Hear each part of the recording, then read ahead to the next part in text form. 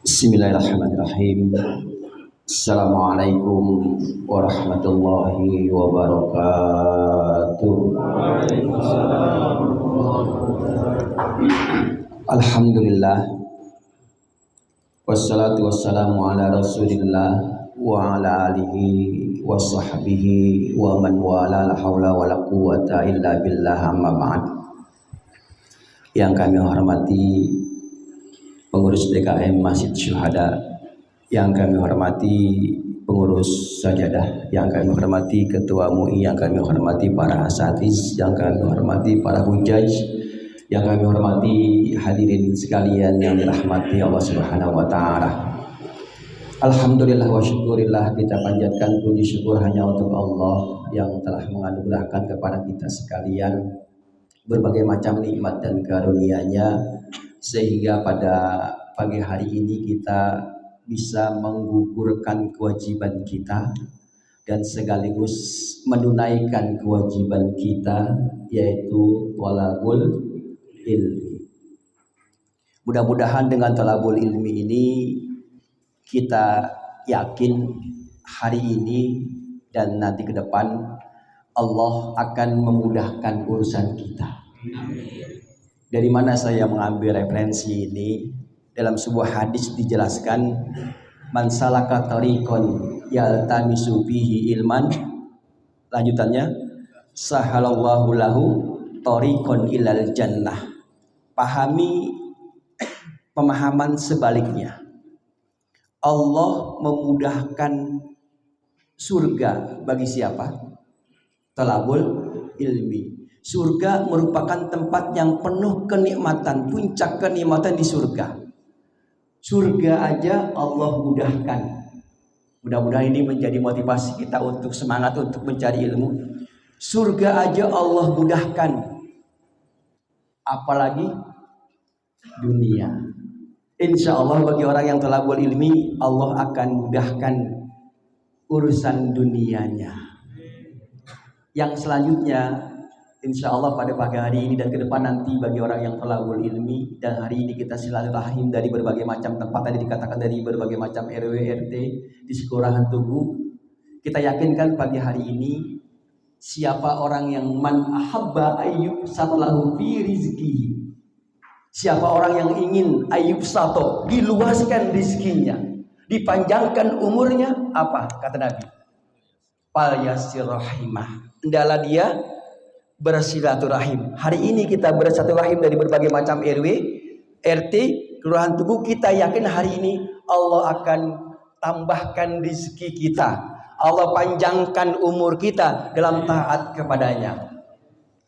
Hadirin yang dirahmati Allah Subhanahu wa taala, sebagai pengantar yang akan saya sampaikan, tema saya yang akan saya sampaikan,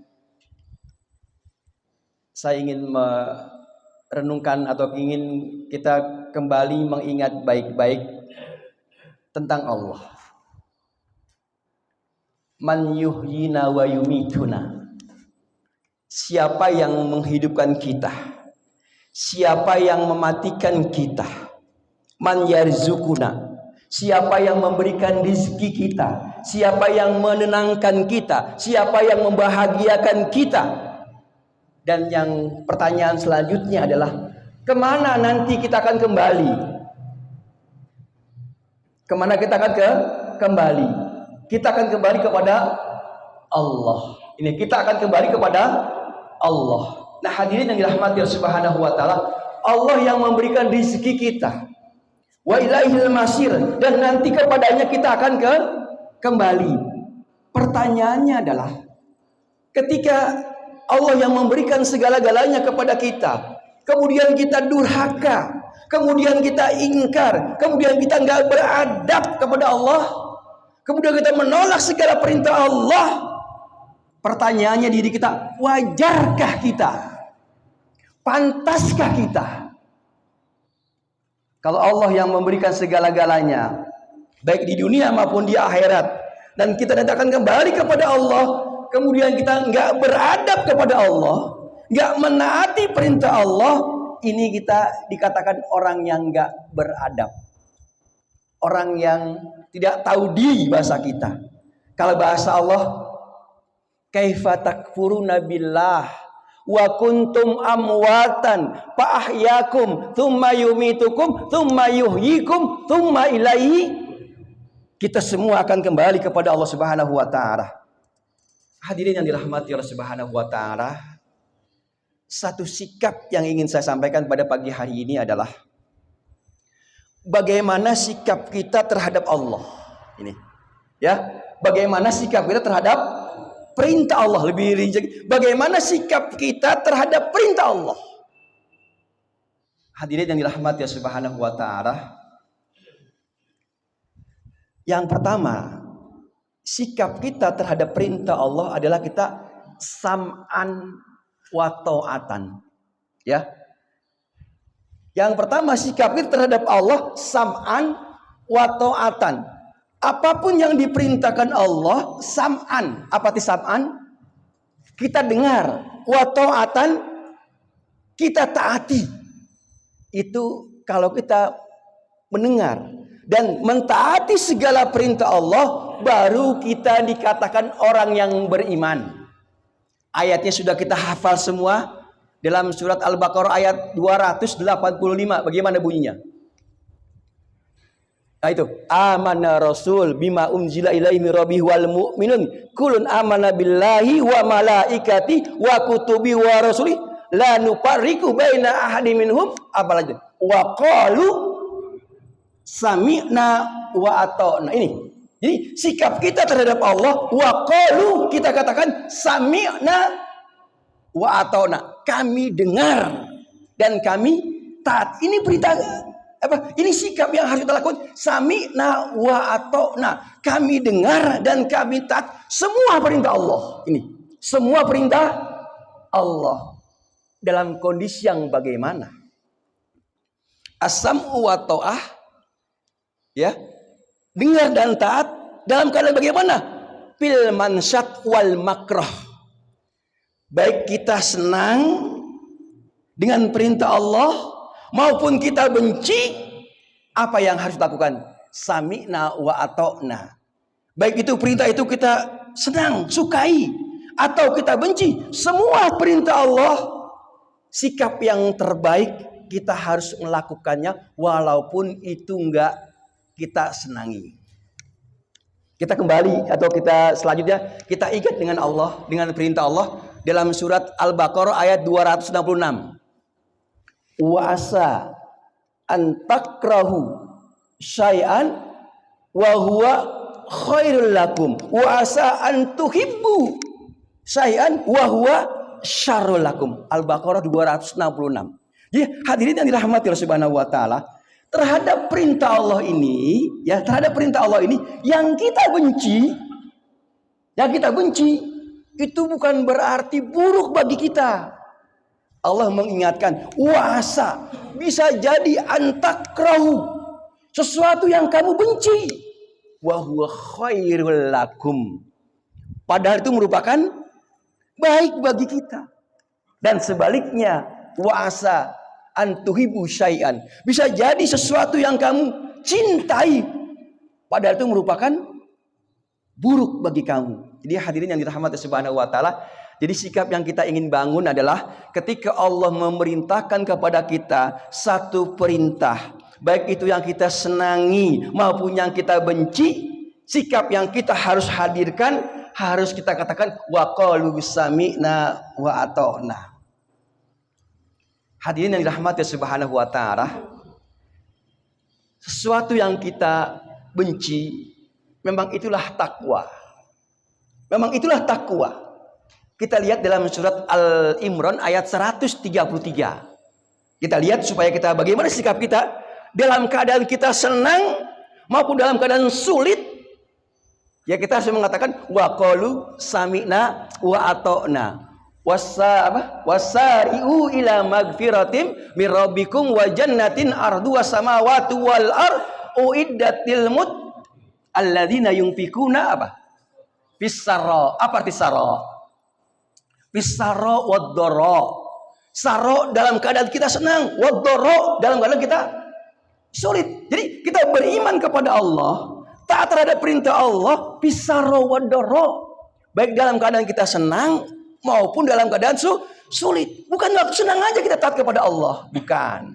Tapi dalam keadaan kita senang ke, miskin ke, bahasa tetap kita taat kepada Allah Subhanahu wa taala. Jangan sampai seperti orang apa? Orang kafir itu.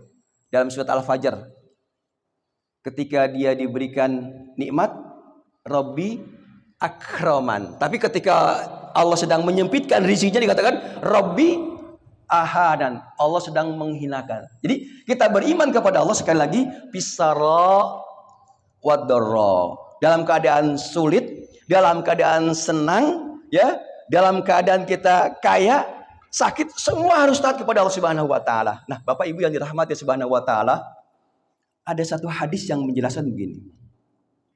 Banyak orang tergelincir, itu kita ini harus bertakwa fisiri wal alaniyah. Fisir dalam keadaan rahasia, wal alaniyah dalam keadaan terang-terangan. Ini banyak orang yang dia tergelincir kepada perbuatan dosa itu ketika dalam keadaan sepi. Ini saya ingatkan di sini.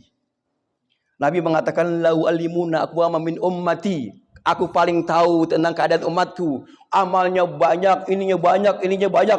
Bahkan dia katakan, dia teman sholat kamu, teman ngaji kamu, teman dakwah kamu. Tapi Nabi mengatakan, amalnya seperti haba'am manturo, seperti debu yang berterbangan. Apa sebabnya? Nabi mengatakan, idza khola. Khola artinya apa? Sepi. Idza khola. Kalau dalam keadaan sepi, temannya nggak ada, dia sendirian di rumah. Apa? Intahakuha bimahamillah. Dia itu melabrak apa yang menjadi larangan Allah Subhanahu wa taala. Jadi banyak orang ini ketika dalam keadaan sepi, nggak ada orang, dia langgar aturan Allah. Ini. Jadi ketika kita bertakwa, kita harus ingat fisir wal alaniyah. Baik dalam keadaan sepi maupun dalam keadaan rame, kita harus tetap taat kepada Allah Subhanahu wa taala. Kalau dalam keadaan begini rame, gak berani kita berbuat maksiat. Sekarang pertanyaannya, banyak nggak? Jangan-jangan kita, banyak nggak orang ketika sendirian ngelihat film porno sendirian? Banyak yang berani nggak? Ketika sendirian itu banyak orang melakukan perbuatan maksiat, tapi ketika rame nggak berani, ya nggak berani. Jadi kita ini bertakwa kepada Allah Subhanahu Wa Taala. Saya ingin ingatkan fisiri wal alaniyah, baik dalam keadaan rahasia, dalam keadaan sepi, maupun dalam keadaan terang menerang. Kita harus taat kepada Allah Subhanahu Wa Taala dalam kondisi yang bagaimanapun juga. Jadi yang pertama itu. Jadi sikap kita terhadap perintah Allah, kita mengatakan wa qalu sami'na wa ata'na. Yang kedua, sikap kita terhadap perintah Allah, ini yang kedua dikatakan adamul haraj. Adamul haraj artinya nggak boleh kita merasa keberatan. Ya, nggak boleh kita merasa keberatan dengan perintah Allah. Belum lama saya ditanya, Ustaz, saya baru jual rumah ini. Berapa zakatnya? Kamu jual rumah berapa? 120 juta. Kalau 1/40-nya, gampangnya 1/40-nya, jadi zakatnya 2,5%, 1/40-nya, kalau 40 juta berarti 1 juta. Kalau 120 juta, kira-kira 3 juta. Wah, gede banget Ustaz. Saya kira kali cuman 100, 200 gitu. Ketika dikatakan 2,5% sebesar 3 juta, wah, dia merasa kaget. Besar banget Ustaz. Saya kira cuma sekedar kalau begitu nggak jadi Ustaz. Ini apa? Dia berat dengan perintah Allah. Ya, dia berat dengan perintah Allah. Nah, hadirin yang dirahmati Subhanahu wa taala, lihat dalilnya dalam surat An-Nisa ayat 65. Kalau kita berat dengan perintah Allah, maka kita dikatakan gak beriman. Fala wa rabbika la yu'minun hatta yuhaqqimuka fima syajara bainahum tsumma la yajidu fi anfusihim haraja. Apa itu haraj? Harus merasa keberatan. Jadi gak beriman kamu Kalau apa yang diputuskan Allah, yang diputuskan Rasulnya, kamu merasa keberatan, gak beriman kamu. Jadi mudah-mudahan ini dengan semua perintah Allah, kita gak merasa keberatan. Kemarin sore, ini contoh sederhana aja, mudah-mudahan termasuk bagian dari contoh ini. Saya nggak mau pakai bank Islami ya. Kenapa nggak pakai bank Islami? Ribet, berat, nggak enak. Udah pakai konvensional aja gitu. Dia merasa berat kalau cara-cara Islami, hukum-hukum Islami diterapkan. Kalau orang merasa berat dengan hukum Allah, sekali lagi dia nggak beriman kepada Allah Subhanahu Wa Taala. Contoh apa lagi? Wanita, ya kan? Suruh nutup aurat, tapi dia maunya buka gitu ya. Dia mau cari hukum yang lain.